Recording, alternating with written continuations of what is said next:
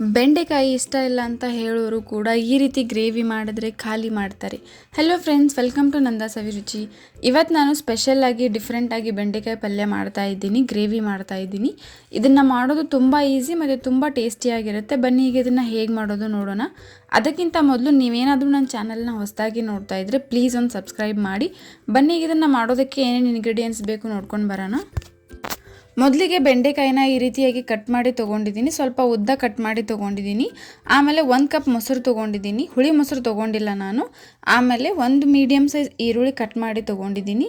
ಆಮೇಲೆ 1 tablespoon jeera powder, 1 tablespoon dhania powder, 1 tablespoon garam masala ಮತ್ತು ಒಂದು 2 ರಿಂದ 3 ಟೇಬಲ್ ಸ್ಪೂನ್ ಕೆಂಪು ಅಚ್ಚ ಖಾರದ ಪುಡಿ ತೊಗೊಂಡಿದ್ದೀನಿ. ನಿಮಗೆ ಖಾರ ಎಷ್ಟು ಬೇಕು ಅಷ್ಟು ತೊಗೊಳ್ಳಿ. ಆಮೇಲೆ ಒಂದು ಅರ್ಧ ಟೇಬಲ್ ಸ್ಪೂನ್ ಅರಿಶಿನ ಪುಡಿ ತೊಗೊಂಡಿದ್ದೀನಿ ಮತ್ತು 1 ಟೇಬಲ್ ಸ್ಪೂನ್ ಶುಂಠಿ ಬೆಳ್ಳುಳ್ಳಿ ಪೇಸ್ಟ್ ತೊಗೊಂಡಿದ್ದೀನಿ ಮತ್ತು 1/4 ಟೇಬಲ್ ಸ್ಪೂನ್ ಜೀರಿಗೆ, 1/4 ಟೇಬಲ್ ಸ್ಪೂನ್ ಸಾಸಿವೆ ಮತ್ತು ಕೊತ್ತಂಬರಿ ಕಟ್ ಮಾಡಿ ತೊಗೊಂಡಿದ್ದೀನಿ. ಮತ್ತು ಲಾಸ್ಟಲ್ಲಿ ರುಚಿಗೆ ತಕ್ಕಷ್ಟು ಉಪ್ಪು ತೊಗೊಂಡಿದ್ದೀನಿ. ಬನ್ನಿಗೆ ಇದನ್ನು ಹೇಗೆ ಮಾಡೋದು ನೋಡೋಣ.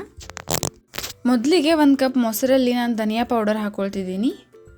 ಆಮೇಲೆ ಜೀರಾ ಪೌಡರ್ ಹಾಕ್ತಾಯಿದ್ದೀನಿ. ಆಮೇಲೆ ಗರಂ ಮಸಾಲ ಹಾಕ್ತಾಯಿದ್ದೀನಿ. ನಾನು ಇದೆಲ್ಲನೂ 1 ಟೇಬಲ್ ಸ್ಪೂನ್ ತೊಗೊಂಡಿದ್ದೀನಿ. ಆಮೇಲೆ ಖಾರದ ಪುಡಿ ಹಾಕ್ತಾಯಿದ್ದೀನಿ, ಅಚ್ಚ ಖಾರದ ಪುಡಿ. ಆಮೇಲೆ ಅರಿಶಿನ ಪುಡಿ ಹಾಕ್ತಾಯಿದ್ದೀನಿ. ಆಮೇಲೆ ನಮಗೆ ಬೇಕಾದಷ್ಟು ರುಚಿಗೆ ತಕ್ಕಷ್ಟು ಉಪ್ಪು ಹಾಕ್ಕೊಳ್ತಿದ್ದೀನಿ. ಇದನ್ನೆಲ್ಲ ಹಾಕಿ ಚೆನ್ನಾಗಿ ಮಿಕ್ಸ್ ಮಾಡ್ಕೋಬೇಕು. ಎಲ್ಲ ಮಸಾಲೆಗಳು ಮೊಸರು ಜೊತೆ ಚೆನ್ನಾಗಿ ಮಿಕ್ಸ್ ಆಗಬೇಕು. ಎಲ್ಲ ಮಸಾಲೆ ಎಲ್ಲ ಮಿಕ್ಸ್ ಆದಮೇಲೆ ಇದನ್ನು ಸೈಡಲ್ಲಿ ಇಡ್ತಾ ಇದ್ದೀನಿ. ಆಮೇಲೆ ಒಂದು ಪಾತ್ರೆಗೆ ನಾನು ಅಡುಗೆ ಎಣ್ಣೆ ಹಾಕ್ತಾ ಇದ್ದೀನಿ.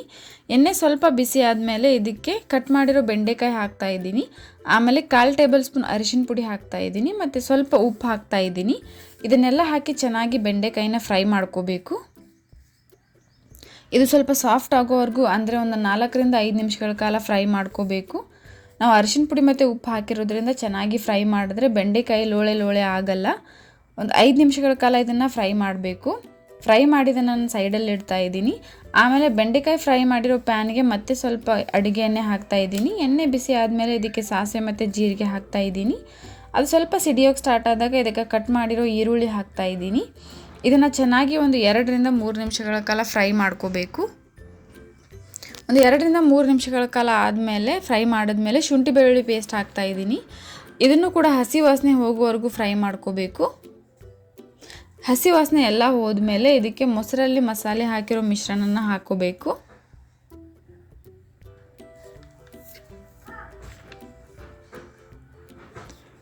ಆಮೇಲೆ ಇದನ್ನು ಚೆನ್ನಾಗಿ ಮಿಕ್ಸ್ ಮಾಡ್ಕೋಬೇಕು ಈರುಳ್ಳಿ ಜೊತೆ ಎಲ್ಲ.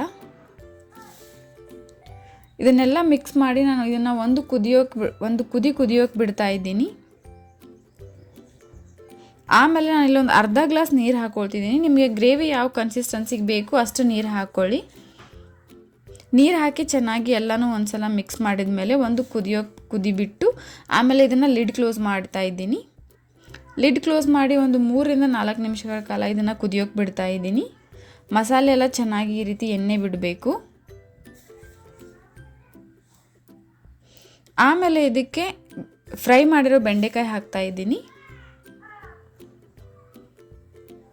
ಬೆಂಡೆಕಾಯಿ ಹಾಕಿದ್ಮೇಲೆ ಇದನ್ನು ಚೆನ್ನಾಗಿ ಮತ್ತೆ ಮಿಕ್ಸ್ ಮಾಡ್ಕೊಳ್ತಿದ್ದೀನಿ.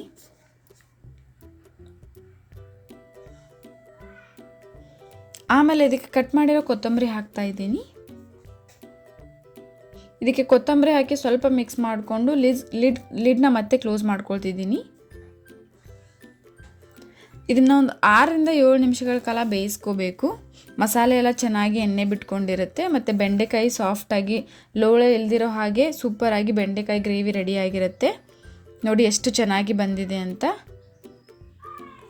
ನೀವು ಇದನ್ನು ರೊಟ್ಟಿ ಚಪಾತಿ ಜೊತೆ ತುಂಬ ಚೆನ್ನಾಗಿರುತ್ತೆ, ತಿನ್ಬೋದು. ಮತ್ತು ಬೆಂಡೆಕಾಯಿ ಇಷ್ಟ ಇಲ್ಲ ಅನ್ನೋರು ಕೂಡ ತುಂಬ ಇಷ್ಟಪಟ್ಟು ತಿಂತಾರೆ.